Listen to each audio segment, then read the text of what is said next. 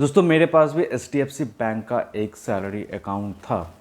लेकिन जैसा कि आप जानते हैं कि एच बैंक के जो मंथली एवरेज बैलेंस के जो चार्जेस हैं वो काफ़ी ज़्यादा हैं, और ये अकाउंट मेरा दिल्ली का था, तो मेट्रो सिटी होने की वजह से मेरे चार्जेस और भी ज़्यादा थे। यानी कि मेट्रो सिटी में मिनिमम 10,000 रुपये तो आपको मंथली एवरेज बैलेंस जो है वो मेंटेन करके रखना होता था।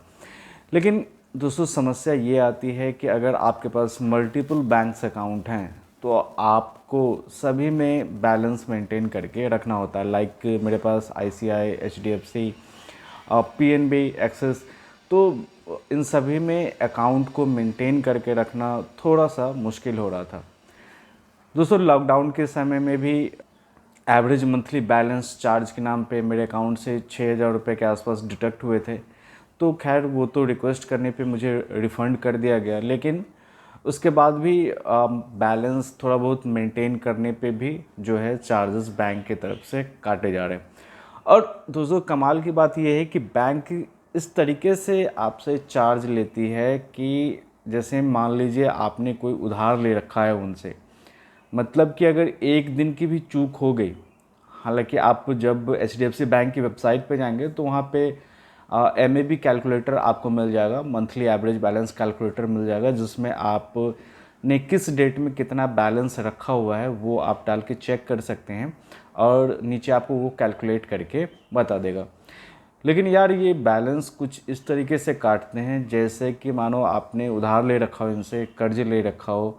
एक दिन भी अगर आप मतलब उस उनके डेट कैलेंडर के हिसाब से एक दिन की भी अगर आप वो डिले करते हैं तो ये आपके सेविंग अकाउंट से पैसे डिडक्ट कर लेते हैं।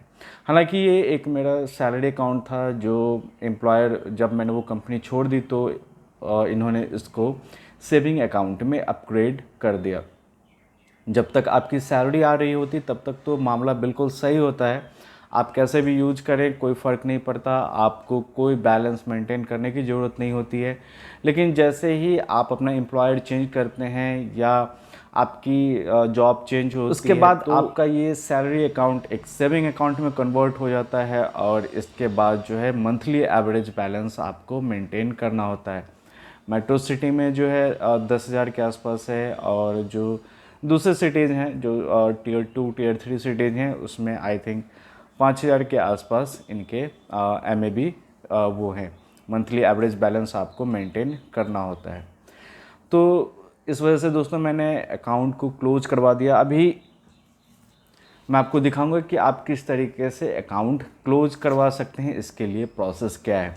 तो सबसे पहले दोस्तों अगर आप अपना सैलरी अकाउंट क्लोज करवाना चाह रहे हैं HDFC का, तो आप सबसे पहले अपने अकाउंट से सारा पैसे जो है वो निकाल के किसी दूसरे बैंक अकाउंट में ट्रांसफ़र कर लीजिए, या आप उसके ATM से आप कैश विड्रॉल कर सकते हैं। दूसरा जो सबसे ज़रूरी काम आपको करना है कि आपको अपने ATM कार्ड को ब्लॉक करवाना है। जी हाँ दोस्तों, फॉर सेफ्टी पर्पस के लिए ये बहुत ही बढ़िया है कि आप HDFC की ऐप या नेट बैंकिंग को लॉगिन करके वहाँ से आप अपना ATM कार्ड जो है वो ब्लॉक करवा लीजिए। इसके बाद ऑनलाइन कोई प्रोसेस नहीं है, आप जितने भी वीडियोस देख रहे हैं वो उन वीडियोस में जो भी बता रहे हैं कि HDFC अकाउंट को ऑनलाइन कैसे क्लोज करवाएं, ये वो ऐसा कुछ नहीं होता है। आपके किसी भी नियरेस्ट बैंक के ब्रांच में जाके आपको अकाउंट जो है वो क्लोज करवाना होगा। ऐसा ज़रूरी नहीं है कि आप अपने होम ब्रांच में ही जाएं, आप किसी भी ब्रांच में जाके अकाउंट क्लोज करवा सकते हैं। जैसे कि मेरा अकाउंट जो था प्रॉपर दिल्ली का था, और इसे मैंने अपने शहर से क्लोज करवाया। वहाँ जाने के बाद आपको ये इस तरीके का कुछ अकाउंट क्लोजर जो फॉर्म है ये मांगना होता है, ये आप देख सकते हैं। ये अकाउंट क्लोजर फॉर्म आपको वहाँ से मांगना होता है। इस अकाउंट क्लोजर फॉर्म को लेने के बाद फॉर्म आप देख सकते हैं कि काफ़ी लंबा चौड़ा है, लेकिन ये देख के आपको घबराने की बिल्कुल भी ज़रूरत नहीं है, क्योंकि इसमें कोई ख़ास डिटेल आपको फिल नहीं करनी है। आप जैसा कि देख सकते हैं कि जो यहाँ पे सबसे पहले आपको अकाउंट होल्डर के नेम में अपना जो है नाम भरना है और आपका कौन सा अकाउंट है, तो लाइक सेविंग है, डिपॉजिटरी है, ट्रेडिंग है, जो भी है उसको आपको टिक कर देना है। अगर आपने कोई एक्स्ट्रा सर्विस ली हुई है लाइक जैसे क्रेडिट कार्ड, कोई ईसीआई मतलब ईसीएस आपका चल रहा है इस अकाउंट के साथ, तो वो सभी डिटेल आपको टिक करनी है। इसके बाद आपको जो है आपके सेविंग अकाउंट का यहाँ पे आप देख सकते हैं सेविंग अकाउंट नंबर और ब्रांच एफएससी कोड, ये पूरी डिटेल आपको बस फिल कर लेनी है। इतना फिल करने के बाद जो है आपको कुछ नहीं करना। इसके बाद मैं आपको बता देता हूँ,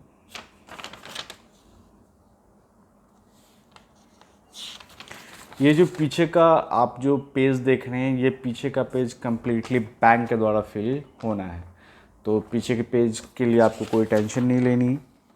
और इसके बाद आपको बस यहाँ पे एक सिग्नेचर करना होता है। जैसा कि आप देख सकते हैं कि यहाँ पे ये आपसे सिग्नेचर मांग रहा है, तो यहाँ पे आपको एक सिग्नेचर करना होता है। बाकी अगर आपके एचडीएफसी बैंक से कोई डीमेट अकाउंट या कोई लोन वोन चल रहा है, तो वो सब डिटेल जो है आपको यहाँ पे देनी होती है।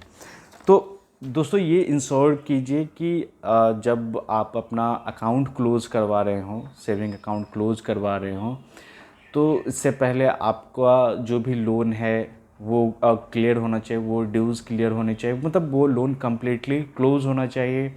इसके बाद अगर कोई ईसीएस या कोई मैंडेट लगा हुआ है, लाइक जैसे कि अगर आप कोई ऐप यूज़ करते हैं जहाँ पे ऑटो डेबिट का फीचर आपने एचडीएफसी बैंक से जुड़ा हुआ है, तो वो सब पहले आप चेंज करवा लीजिए। वो सब सभी डिटेल चेंज करवाने के बाद बस आपको इस फॉर्म में अपना नाम और बैंक अकाउंट की डिटेल्स, अपना मोबाइल नंबर और सिग्नेचर देना है।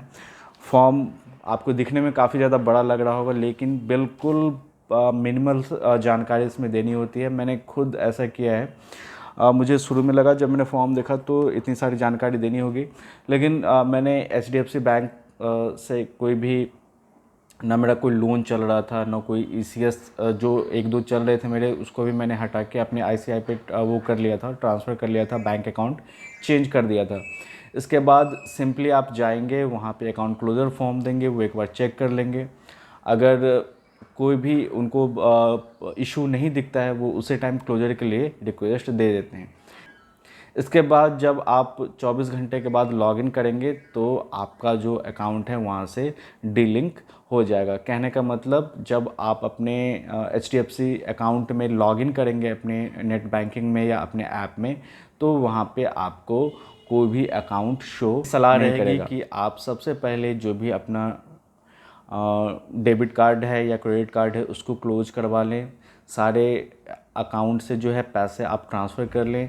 इसके बाद जो है आपने जो भी ईसीएस या कोई भी मैंडेट आपका लगा हुआ है या कोई भी पे लेटर या कोई भी इस तरह का ऐप या आप यूज़ कर रहे हैं जहाँ पे आपने बाय डिफ़ॉल्ट एचडीएफसी का अकाउंट नंबर दिया हुआ है, वहाँ सबसे जो है आप अकाउंट नंबर चेंज कर लें। कोई भी यूपीआई वगैरह मैंडेट है उसको वहाँ से चेंज कर लें, हटा दें या ट्रांसफ़र कर दें।